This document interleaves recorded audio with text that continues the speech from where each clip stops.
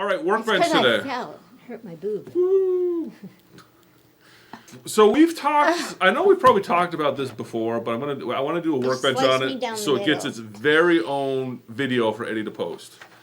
If you look at this, you can kind of see on there. There's this big. There's a little diagram that says "Don't touch." A big No, X. actually, it just has a big X. A big X. Like you better not. Don't do Someone's this. playing tic-tac-toe. Don't do this. Watch. And watch this. Oh, you're so evil. So you can do this. This is not against the law or against any rules. Yeah, no, you really shouldn't. But I've seen people pull their arm off, get ready to pack it up, and their arm's over here, Yeah. and they need to have it over here to Because pack depending it. on the case you have. Yes. It's two different So, places. What I wanted to tell you in Workbench is it's all right to do this. It's I do not it after the it's end not of on the machine. world. No, your machine's turned off while you're doing this. Well, that's what I was going to get into. First off, you don't want to really jerk it around. Just, it's going to move a little tight, so you just gently move it. And you can do the same here if you have to. I don't know why I'd want to move that. But the important key, the thing to keep in mind if you're going to move your arm, is that your machine, I'm pointing, see, the machine is off.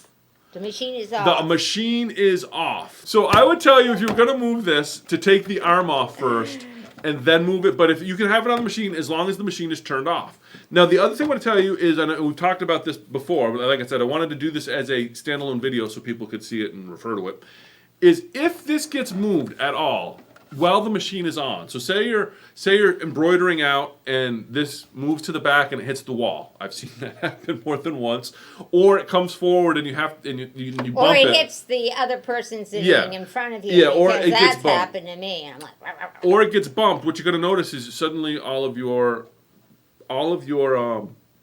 design is off. All you have to do whenever that happens is turn your machine off and turn it back on. That's why you can move this when it's off, because every time you turn it on, the machine will calibrate where this needs to be.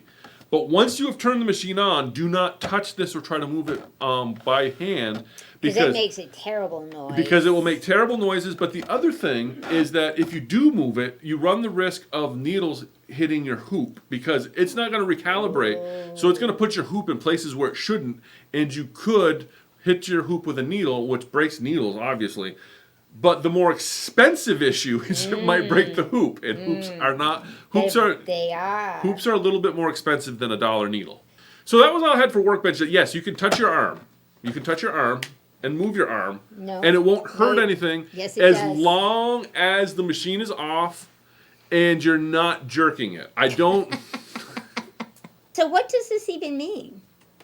I thought that meant don't pick it up by that. No, it's don't touch. You shouldn't be moving it when it's going. They don't want people to move it. So I thought that meant don't touch me. So watch what's going to happen here as we start. Watch how see that recalibrated her foot. Move your pretty little demo there. And then it has a please wait, and this is.